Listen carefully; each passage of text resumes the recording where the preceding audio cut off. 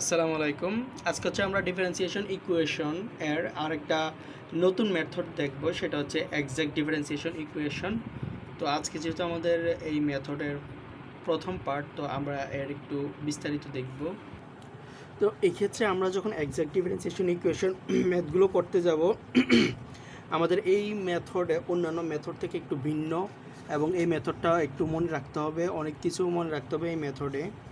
প্রথমে আমাদের মনে রাখতে হবে যে আমাদের এক্সাক্ট ডিফারেন্সিয়েশন ইকুয়েশন ম্যাথের যে ফরম্যাট আছে, আমাদের এই ফরম্যাটটা হচ্ছে M D X plus N D Y equal 0। এটা হচ্ছে আমাদের ডিফারেন্সিয়েশন ইকুয়েশনের যে মূল মেথড, এক্সাক্ট ডিফারেন্সিয়েশন ইকুয়েশনের মূল মেথডটা হচ্ছে, ফরম্যাটটা হচ্ছে এইটা এইভাবে আমরা সলিউশন করতে হবে, এবং লাস্ট সর্বশেষ সলিউশনটা আসবে হচ্ছে জেনারেল সলিউশন। জেনারেল সলিউশনটা আসবে হচ্ছে integration M D X plus N D Y equal to C. এটা হচ্ছে আমাদের general solution.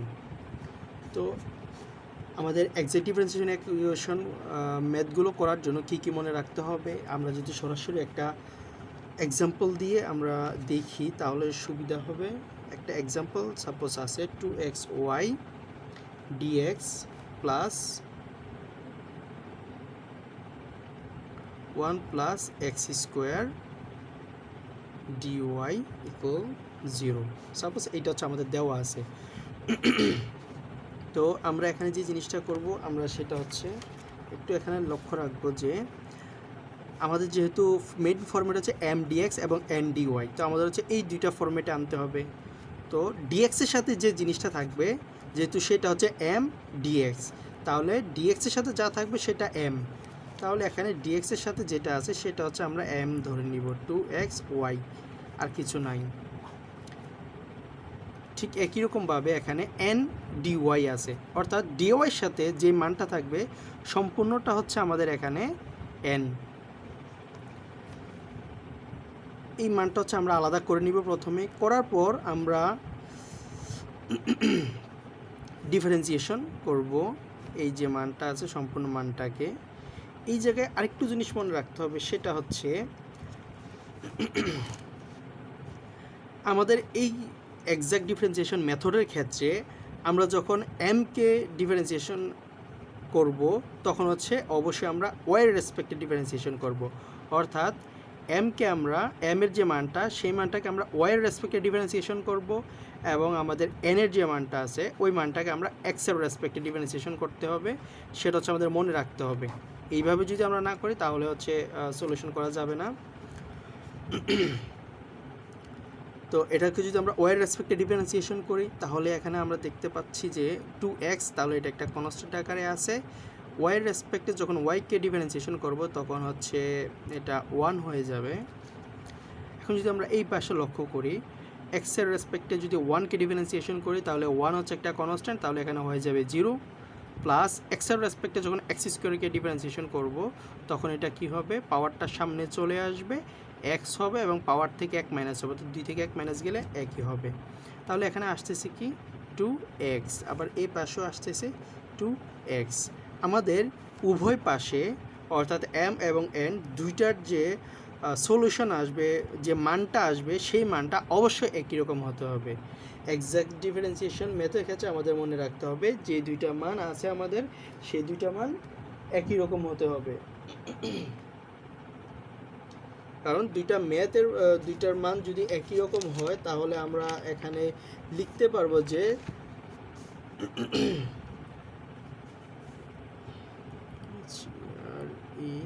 therefore equation equation 1 is exact exact differentiation equation যাই লিখি, অর্থাৎ আমরা এটা লিখতে পারবো যে আমাদের এই যে 1 নং সমীকরণ, এটা হচ্ছে আমরা 1 নং সমীকরণ ধরে নিব যে আমাদের 1 নং যে সমীকরণটা আছে সেটা হচ্ছে আমাদের এক্সাক্ট ডিফারেন্সিয়েশন ইকুয়েশন।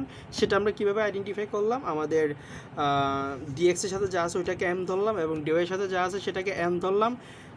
ধরার পর এম এবং এনকে আমরা ডিফারেন্সিয়েশন করার পর দুইটা মানই হচ্ছে সমান আসছে, আর যখন দুইটা মানই সমান আসবে তখন আমরা এই লেখাটা লিখতে পারবো যে দুইটা এই সম্পূর্ণ ইকুয়েশনটা আমাদের exact equation, exact differentiation equation. তো যদি এটা হয় তাহলে আমরা এখন সলিউশনটা কীভাবে করব। তো সলিউশন করার জন্য এখন হচ্ছে আমরা যেটা করব, আমাদের জেনারেল সলিউশন চলে আসবে, GENERAL জেনারেল সলিউশন। এখন হচ্ছে আমাদের জেনারেল সলিউশনের যে ফর্মুলাটা আছে সেটা আমরা একটু লিখে নিই আগে, m dx plus summation integration n dy equal c। এটা হচ্ছে আমাদের জেনারেল সলিউশনের যে ফর্মুলাটা আছে, এটা হচ্ছে আমাদের জেনারেল সলিউশন।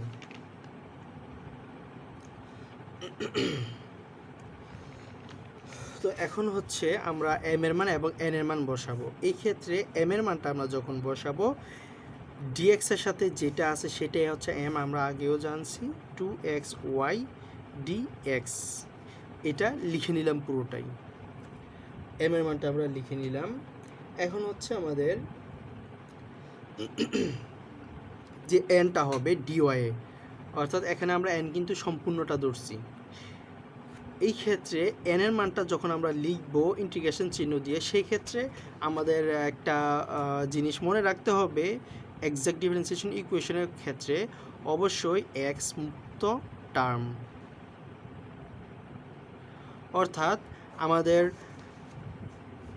যে ইকুয়েশনটা দেওয়া থাকবে, ওইখানে যে ইকুয়েশনটা থাকবে এক্স মুক্ত থাকতে হবে। যেমন এখানে হচ্ছে এক্স স্কোয়ার আছে কিন্তু ওয়ানের সাথে কোনো প্রকার এক্স নাই, অর্থাৎ যাই দেওয়া থাকুক ওইটাতে এক্স আমরা এক্স নিব না। ডিওয়ার ক্ষেত্রে হচ্ছে আমরা এক্স নিব না, তাহলে এখানে আমরা লিখতে পারি শুধু ওয়ান আছে, ডি ওয়াই ইকুয়াল সি। অর্থাৎ যখন আমরা এন এর মানটা নিব ওইখানে শুধু আমাদের মনে রাখতে হবে যে আমরা এক্স মুক্ত টার্ম নিব, কিন্তু এম এর ক্ষেত্রে সম্পূর্ণটাই নিয়ে নিব, যেটা থাকবে এম এর ক্ষেত্রে আমরা সম্পূর্ণটাই নিয়ে নিব। জাস্ট এন এর ক্ষেত্রে আমরা এক্স মুক্ত টার্মটা নিলাম।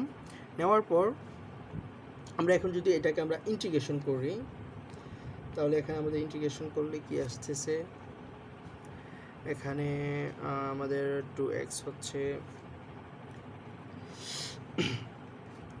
তো এখন হচ্ছে আমরা ইন্টিগ্রেশন করতেছি এই সম্পূর্ণটাকে ডিএক্স এক্সের রেসপেক্টে ইন্টিগ্রেশন করতেছি।